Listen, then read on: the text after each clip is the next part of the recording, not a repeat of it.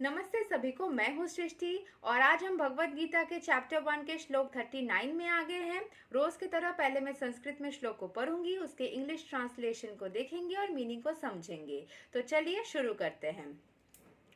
कुला कस्यै प्राणास्यन्ति कुला धर्मा सनातना धर्मे नस्ते कुलं कृत्स्नम् अधर्मो विभावत्ययुता. With the destruction of the dynasty, the eternal family tradition is vanquished, and thus the rest of the family becomes involved in irreligion. ठीक है, तो ये इसको समझते हैं क्या मीनिंग बोला जा रहा है. In the system of Varnasrama institution, there are many principles of religious traditions to help members of the family grow properly and attain spiritual values. वर्णाश्रम जो है, वर्ण कैसे कैसे कौन से वर्ण के लोग कहाँ क्या कैसे काम करेंगे, क्या सीखेंगे, वो शुरू में वो बहुत ज़्यादा वैसे ही प्रोफेशंस डिसाइड होते थे. लेकिन अभी शायद उस तरीके से तो नहीं चलता है मॉडर्न युग में. लेकिन वैसे इंस्टीट्यूशन था जहाँ पे प्रिंसिपल्स ऐसे होते थे, रिलीजियस ट्रेडिशंस होते थे, जिसमें मेंबर्स जो फैमिली मेंबर्स थे उनको हेल्प होता था स्पिरिचुअली ग्रो करने का, बहुत सारी चीज़ें सीखने का, जिस तरीके से उनको इंस्टीट्यूशन वर्णाश्रम इंस्टीट्यूशन में सिखाया जाता था. The elder members are responsible for such purifying process in the family beginning from birth to death. जो elderly members हैं उनको जन्म से लेके मृत्यु तक इसके ऊपर रिस्पॉन्सिबिलिटी दिया जाता था कि सबको ये जो प्यूरिफाइंग प्रोसेस है फैमिली में, सबको जब भी अब एल्डरली हो जाते हो, जो छोटे छोटे जन्म ले रहे हैं उनको जन्म से ज्ञान होते ही उससे लेके अंत तक ये मेंटेन्ड रहे या वो स्पिरिचुअल जर्नी पे रहे, वो चीज़ के ऊपर ध्यान दिया जाता था.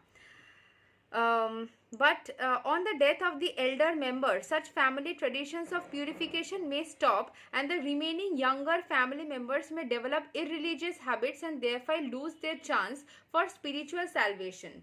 तो यहाँ पे अर्जुन को क्या लग रहा है कि जो एल्डरली मेंबर्स है वो रिलीजियस होने के लिए या स्पिरिचुअल होने के लिए सभी को उत्साहित करते हैं या उनके ऊपर रिस्पॉन्सिबिलिटी रहती है कि वो सभी को सही दिशा दिखाए. लेकिन अगर वही लोग इस युद्ध में प्राण को त्याग देंगे तो जो छोटे छोटे हैं उन लोगों के ऊपर रिस्पॉन्सिबिलिटी आई भी नहीं है, वो लोग ठीक से स्पिरिचुअली डेवलप करे भी नहीं है, वो कैसे किसी को गाइड करेंगे और शायद रिलीजियस या स्पिरिचुअलिटी के जर्नी में पूरी ही फैमिली खराब हो जाएगी, तबाह हो जाएगी. ये चीज़ अर्जुन को लग रहा है. Therefore, for no purpose should the elder members of the family be slain. इसलिए उसको लग रहा है कि elder members को एटलीस्ट मारना नहीं चाहिए, क्योंकि उनका काम है सभी को सही रास्ता दिखाना, प्यूरिफिकेशन के तरफ लेके जाना या स्पिरिचुअलिटी के तरफ लेके जाना, छोटे से ही सबको गाइड करना. अगर वही चले जाएंगे तो कौन गाइडेंस देगा. तो इस बात से चिंता हो रही थी अर्जुन को. मतलब वो बहुत सारे ना एक्सक्यूजेस निकाल रहा है या पॉइंट्स निकाल रहा है जिससे कि उसको युद्ध ना करना पड़े. सारे पॉइंट्स वो इकट्ठे कर रहा है जिससे कि ये पता चले कि ठीक है युद्ध नहीं करना है.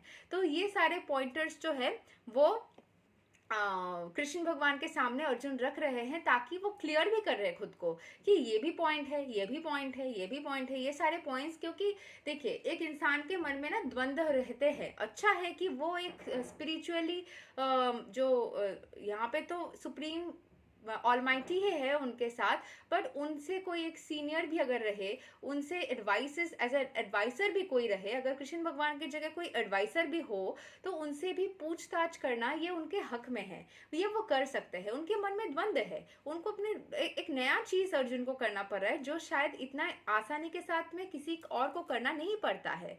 शत्रु अपने ही फैमिली के लोग हो, अपने ही रिश्तेदार हो, अपने टीम में भी अपने रिश्तेदार हो, सब एक साथ लड़ रहे, थोड़ा सा क्रिटिकल सिचुएशन है.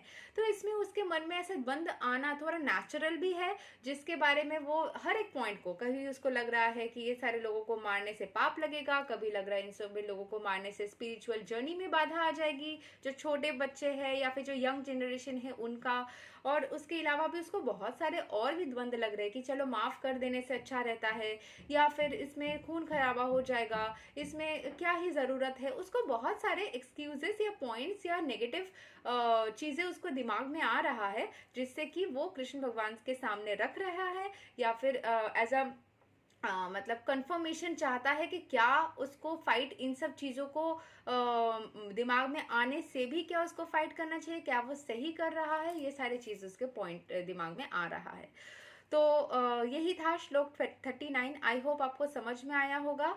हम कल श्लोक 40 करेंगे। इस चैप्टर में 46 तक श्लोक है, तो हम ऑलमोस्ट ख़त्म करने ही वाले हैं इस चैप्टर को। तब हम सेकंड चैप्टर में जाएंगे और कल हम श्लोक 40 को देखेंगे। तब तक के लिए हरे कृष्ण।